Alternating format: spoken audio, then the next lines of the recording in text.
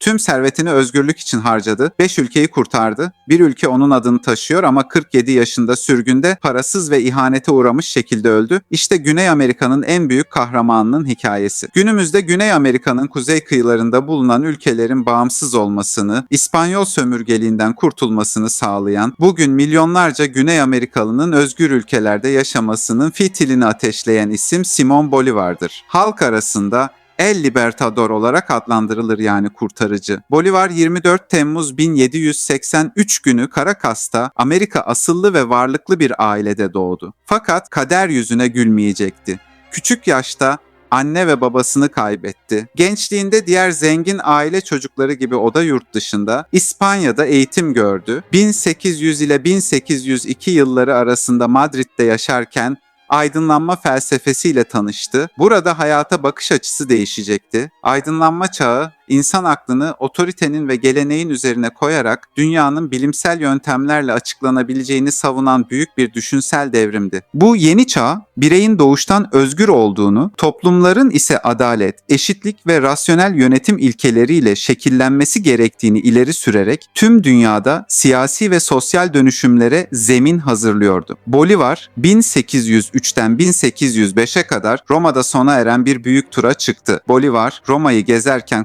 Kapitoline tepesine çıkarıldı. Burası Antik Roma'da Cumhuriyet'in doğduğu ve özgürlük ideallerinin şekillendiği kutsal yerlerden biriydi. Burada rehberi Simón Rodríguez ona Brutus'un tiranlığa karşı direnişini, Roma halkının krallığı yıkmasını ve cumhuriyet kurmasını anlattı. Bu hikayeler Bolívar'ı derinden sarsmıştı ve Amerika'daki İspanyol egemenliğine son vermeye yemin etti. Avrupa'da geçirdiği yıllarda Napolyon'un taç giyme törenine dahi katıldı. Bu tören onda uyanışı tamamladı. 1807'de Venezuela'ya geri döndü. Artık aklında tek bir şey vardı: Güney Amerika'yı özgürleştirmek. Yola bağımsızlık fikrini diğer zengin ailelere tanıtarak başladı. Daha sonra aradığı fırsatı bulacaktı. 1808 yılında Napolyon İspanya'ya saldırdı. Yarımada savaşları Avrupa'yı etkisi altına alırken diğer yandan Güney Amerika'da İspanyol otoritesi zayıflıyordu. Hemen ardından 1809'da günümüz Bolivya'sında Çacaltaya Muharebesi ile İspanyol-Amerikan bağımsızlık savaşları başladı. Bolívar ise 1810'da patlak veren Venezuela Bağımsızlık Savaşı sırasında milis subayı olarak sahneye çıktı ve hem 1. hem de 2. Venezuela Cumhuriyetleri adına, ayrıca Yeni Granada Birleşik Eyaletleri saflarında İspanyol kraliyetçi kuvvetlerine karşı mücadele ederek askeri yükselişini başlattı.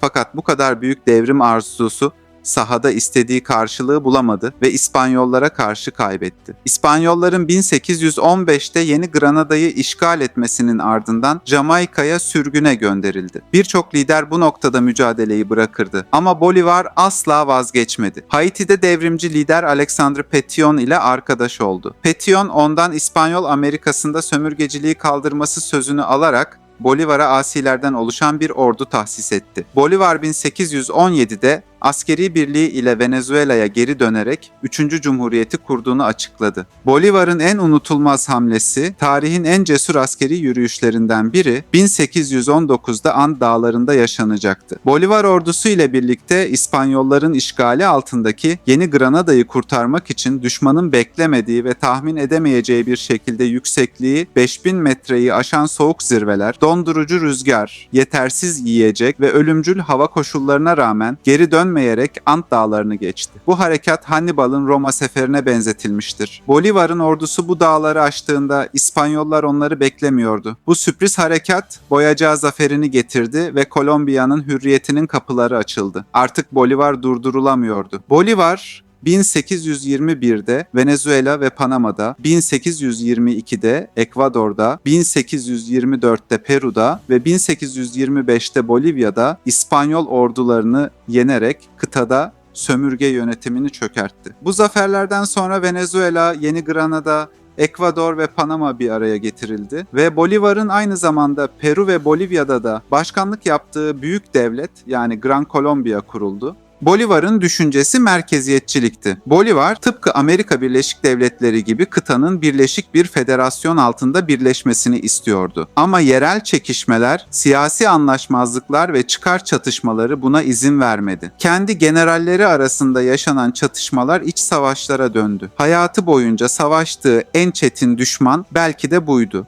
bölünmüşlük. Özgürleştirdiği ülkesinin bir bir bölündüğünü görünce buna çok üzülmüştür. 1830'da 47 yaşındayken tüberkülozdan hayatını kaybetti. Bazı kaynaklarda zehirlendiği iddia edilir. Hayatının son günleri çok trajedik olmuştur. En yakınları tarafından ihanete uğradığını hatıralarında yer etmiş ve yaşanan siyasi çalkantılar nedeniyle artık yorulup kendi ülkesi Venezuela'dan bile sürgüne gitmeye hazırlanırken ölmüştür. Günümüzde Bolivya'nın ismi bizzat ondan gelmektedir. Bolivya anayasasını kendi kaleme almıştır. Fakat yüzyılın en önemli belgelerinden biri olarak kabul edilen bu anayasa hiç uygulanmamıştır. Çünkü anayasada kendisi için ömür boyu başkanlık hükmü içeriyordu. Buna karşın en yakınındakiler cumhuriyeti savunuyordu ve kongre reddetti. Bu nedenle diktatör suçlamalarıyla karşı karşıya kaldı. Gençliğinde bir çiftlik ziyareti sırasında Puma saldırısından yanındakilerin yardımıyla kurtulmuş, bu ölümden dönme hissini hayatının sonuna kadar yaşadığı, cesur ve önemli kararlar almasına etkili olduğu söylenir. Katıldığı savaşlarda bizzat ön cephelerde savaşırdı. Pek çok savaşta neredeyse öldüğü kayıtlara geçmiştir. Simón Bolívar bugün Güney Amerika'nın milli kahramanı olarak görülür. Birçok ülkenin meydanlarında heykelleri vardır. Çok zengindi. Aileden gelen serveti oldukça yüksekti ve bu zenginliği İspanya'ya karşı sürdürdüğü özgürlük savaşları için tüketti. Hayatının son günlerinde parasız şekilde öldü.